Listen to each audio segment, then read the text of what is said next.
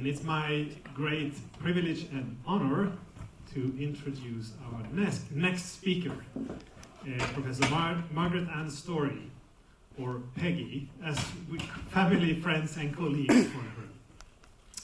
Professor Story is at University of Victoria, Canada, and her focus is on socio-technical aspects of software. And she has a lot of contacts with industry and academia, basically all over the world. Software as socio-technical systems. Software is technical, yes, it runs on computers, but there are humans involved in using it and designing it. And both those aspects has been, or still is, parts of Professor Story's work.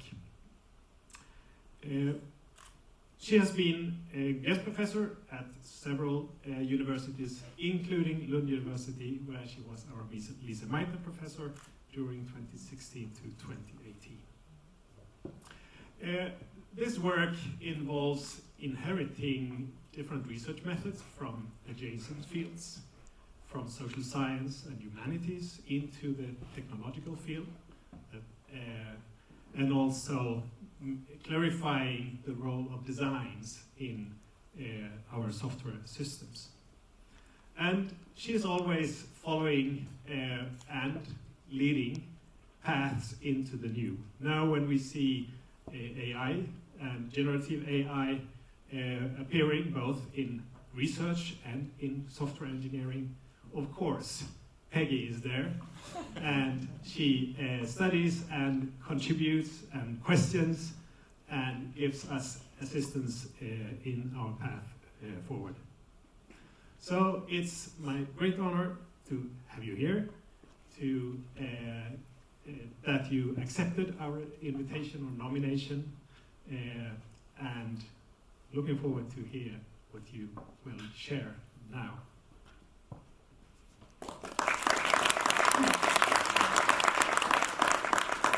Thank you very much. How's the audio? Because I feel like it's excellent. Thank you, Emma, at the back. It's a great honor, honestly, for me to have this be awarded this honorary doctorate. Not something at all that I expected, and I'm very grateful to Per Runeson, as well as Emelie, Engstrom, and Elizabeth Bjarnason for nominating me for this award and for the wonderful collaboration that we've had actually since 2016. And also grateful to the new people that I've been meeting in the last few days, like Emma at the back. So looking forward to continuing that collaboration and learning from all of you and learning with you. I would also like to thank my husband. He may be a little embarrassed, but he is the reason that I'm here. I was in my early 20s. I was a secretary. I didn't have the opportunity to go to university, and he convinced me that I should stop being bored in the evenings and bugging him, and that I should go to university and get an education. So I want to thank him as well. So what I want to talk about today, as Per kind of give you a little bit of a introduction to, is the new stuff that's coming and the new work that I'm looking at, and share with you some of the problems that are facing my field. So looking at how this big thing, generative AI, and everybody here has probably heard about it in some way or other, and look at how that is impacting the future of software developers' work. It is also impacting who can write software, who can create programs. And there's an expression that software developers are the knowledge workers of tomorrow.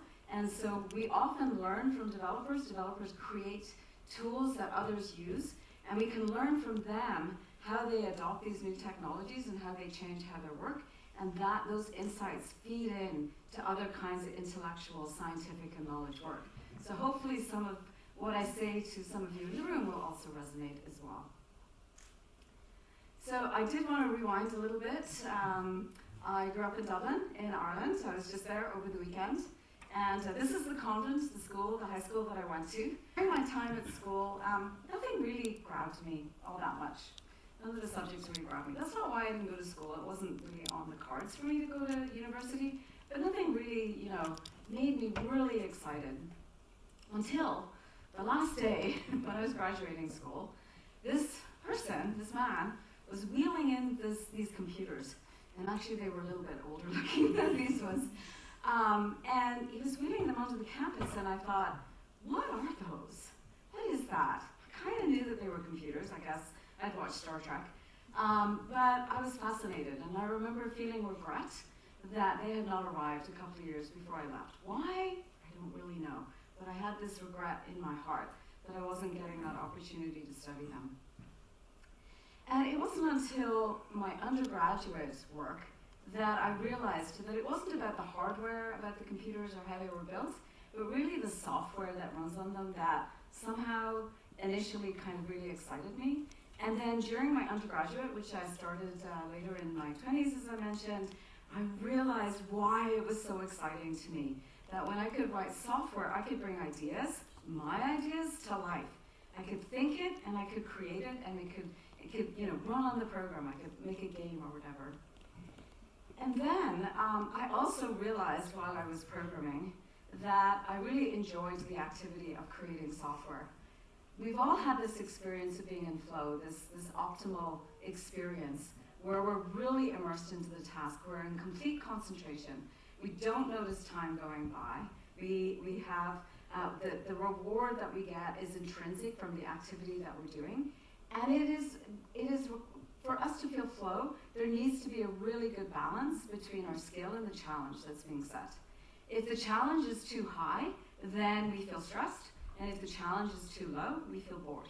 So as our skill increases as a programmer, or maybe as a musician, or playing sports, then we stay in flow as our skill and challenge goes up. I'll come back to this point a bit later on as well. We also feel flow when we're part of a team. And in fact, it's enhanced when we're all working together. It enhances our creativity, it enhances our motivation, it enhances our joy. And when we're in flow with others together, we also have a stronger social connection, something that's really important for us to feel joy as human beings. So during my graduate work, so my poor husband, I didn't just finish with the undergraduate, I'm still at the university. I started creating visualizations to help bring insights to developers to understand the complexities, the dependencies, and the abstractions that are in software. So this is what I did in the first few years. It was pretty exciting. And I also took some of these ideas and applied them in other domains. So medical informatics, actually I worked with some chemists, as well as doing some cancer research, and saw that some of the ideas that I had, this transfer from software development to other fields became apparent as my tools were applied elsewhere. In fact, actually this tool that I wrote was released as open source, and a company at Stanford used my open source software, and I saw my visualizations being used in a demo of a tool that was used to catch Osama bin Laden. I can't put that in my resume because I don't have it written down, but I know it was my software because it had the same bugs. But during my work developing these tools to help people navigate and understand complex information sources, I started to watch humans, developers, using these tools. And I was immediately fascinated. My background was completely in computer science and software engineering, but I became fascinated in studying humans and understanding how they were writing this really complicated software. And so that became my passion over the next few years, to understand and work with developers. And so what is a program? What is a piece of software? So a lot of people, when they think of software, they think of lines of code. They think of lines of programming language. But that's not what software is. Right? Software is actually a theory that people have in their minds about how a piece of software is going to solve a problem or bring us some kind of opportunity. And this theory of how the program works is what is essential among a group of people, because every piece of software that we use today is built by a group of people, by teams, by very, very large teams. And those people also hold in their minds how that software can change over time, how it can grow. This is a visualization. Actually, it's a really old visualization of the Unix operating system, which was kind of the free version, if you like, of Windows, or the operating system that was working on the Mac. And this just shows you some of the complexity. These lines that you see there are the names of programmers that were together working on different parts of the program so that it would do very, very complicated things. And these people were not working for the same manager, they were just sort of emergently and organically working together, creating this very, very complicated software system, which is now the basis of the operating system that runs on the Mac today. Of course, how do developers do this? How do they, we heard about the wonderful tools that chemists were using in the earlier talk. Well, they also rely on very, very sophisticated tools. And when I started programming, not in the 1968 or 70s, I will say it was more in the 1990s, the tools that developers used were pretty simple. But they allowed us to do some pretty complicated things. But over time, these tools have gotten much more complicated, and today's developers work with a very, very sophisticated set of tools. So some of my work has switched into trying to understand what is it about these tools that they do? Like, how can we understand them? How can we bring understanding about them? So Marshall McLuhan, anybody heard of Marshall McLuhan here? He was, you're from Canada. He's a Canadian, and he was a media scholar in the 1980s, and he studied the impact of media and how it affected people, how it enhanced their capabilities. And Marshall McLuhan noticed that no matter what form of media, and by the way, by media he means any technology that enhances humans' capabilities. So clothing is an example of media. The car that we drive is an example of media. The printing, writing, of course, our computer, the telephone, these are all forms of media. And he noticed that whenever a new media comes along, it obeys these 4 laws. And the first law is that it enhances something, it makes something else obsolete that we no longer use, it retrieves something from the past, and when it's overused or when we use it too long or too much, it flips into or reverses the very thing that it was designed to do. Let's take Google, for example. Right? So Google enhances our ability to find information, and it made obsolete many of the reference books and the encyclopedias that we use. And in terms of what it retrieves this question asking that people used to do before there were reference books and before there were the printed word. And Google, when we overuse it, and that's what's been happening in the last few years, it leads to misinformation, right? And information that's hard to tell. The very thing that it was good at doing at the beginning became harder to do over time. So we've been using this tetrad, McLuhan's tetrad, to try to make sense and understand what's good and what's maybe not so good about technology and how we can be prepared for changes. So what about software development in the age of AI? So McLuhan, of course, died in the 80s, long before anything about generative AI, even really, social media. He died well before that. But let's think about later on how generative AI can impact software development through McLuhan's tetrad. Before I do that, though, I thought I'd spend, because it's a mixed audience, a couple of minutes talking about what is generative AI. So let's look at generative AI from a technical perspective.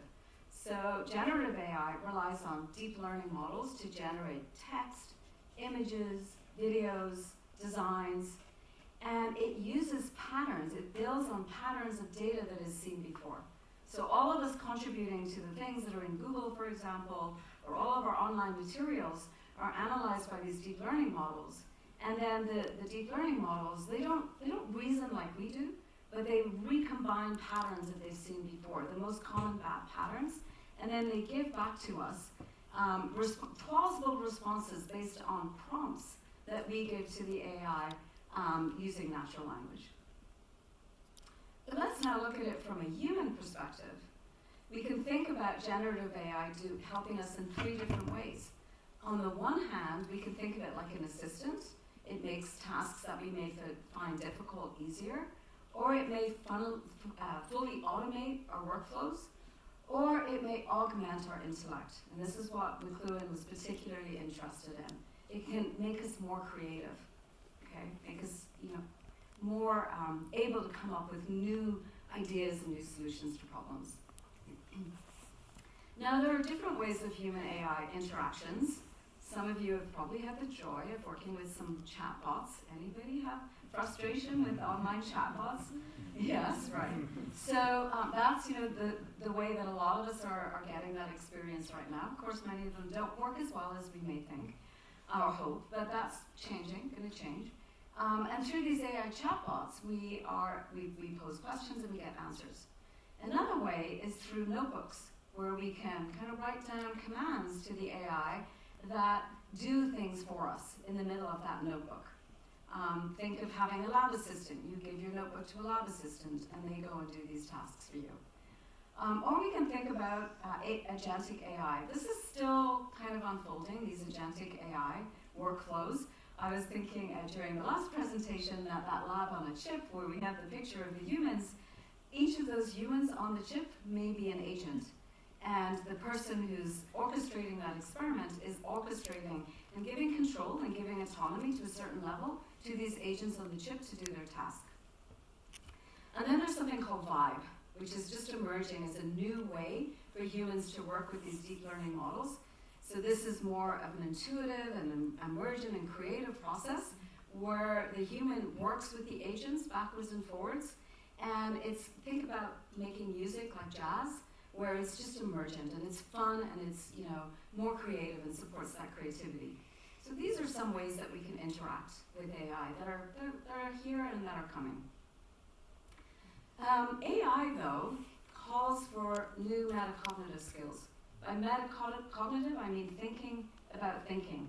So our awareness of how the tools are working and our ability to monitor whether we should trust and whether we should actually question what the AI is giving us, as well as a metacognitive skill of regulating how we use generative AI. Are we using it too much, right?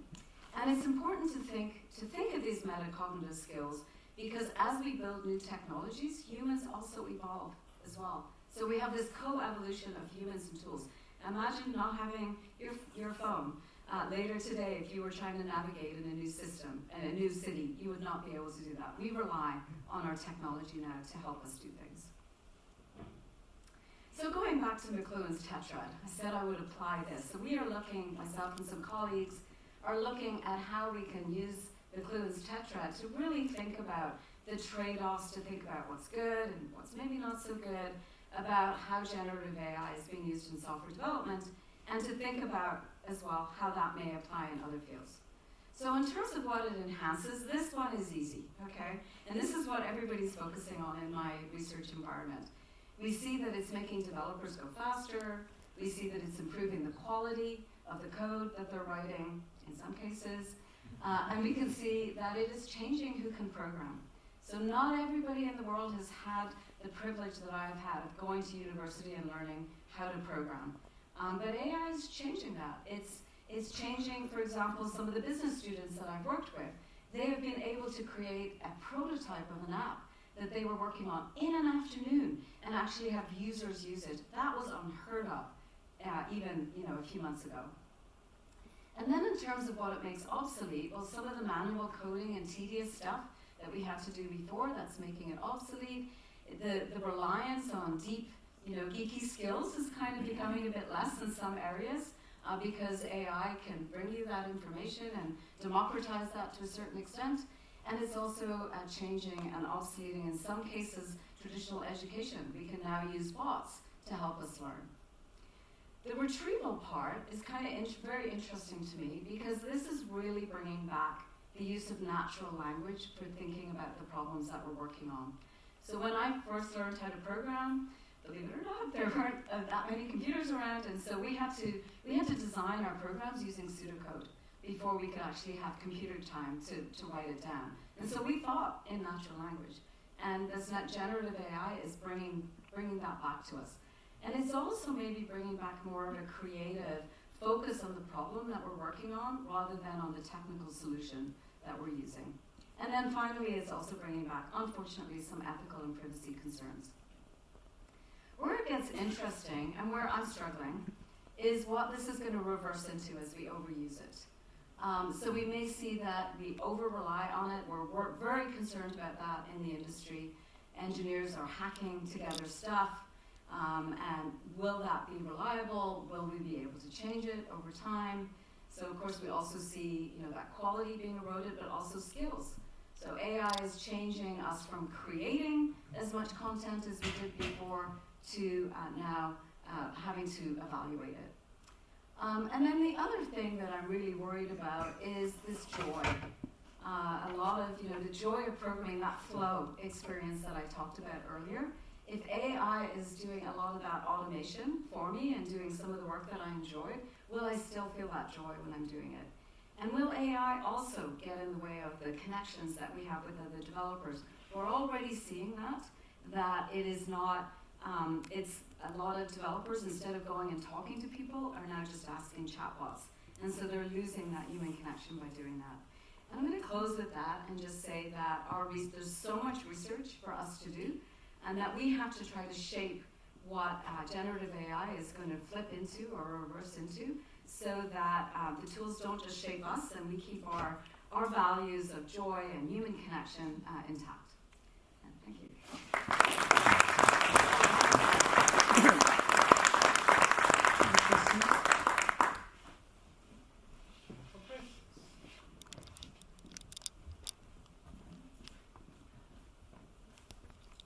My name is Engstrom, and thank you very much for a very good presentation. Thank you. And how do you handle the prejudice built in all the deep learning, all the software?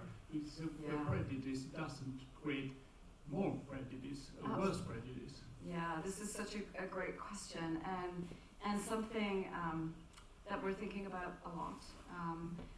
Even the picture that I started with, that was created by ChatGPT. And I asked it to create a picture of a programmer being assisted by a robot.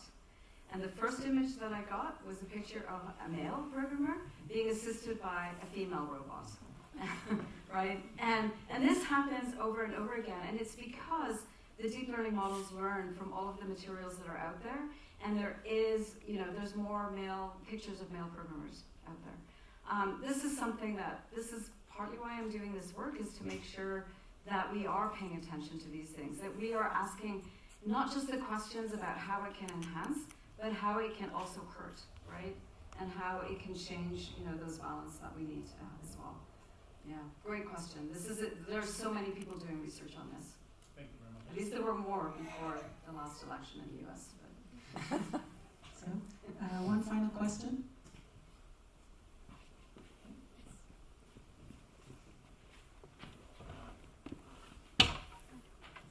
It's a very simple question. Did you use AI for your speech? It's a great question. I was tempted to use it for the entire thing. I'm kidding. What did I use it for? I used it for creating some of the images. And I started to panic yesterday that I had too much content. And I fed my speech into AI and asked it how much time am I going to take. I'm a fast speaker. Hopefully I was fast today, and would it take too long? So I use it for things like that. I actually did use it as well. I've been struggling, what is generative AI going to flip into? And this is what ChatGPT gave me when I asked it. I didn't keep this in my talk, but this is what ChatGPT answered when I asked it, using McLuhan's tetrad, what will generative AI reverse into when we overuse it? What's the next thing? And it didn't really tell me what the next thing is, but it did tell me some things to be concerned about. But this was not in the actual core part of my speech. Thank you. If I'd had time, I was going to sneak it in and talk about it. Thank you for the question. It wasn't planted.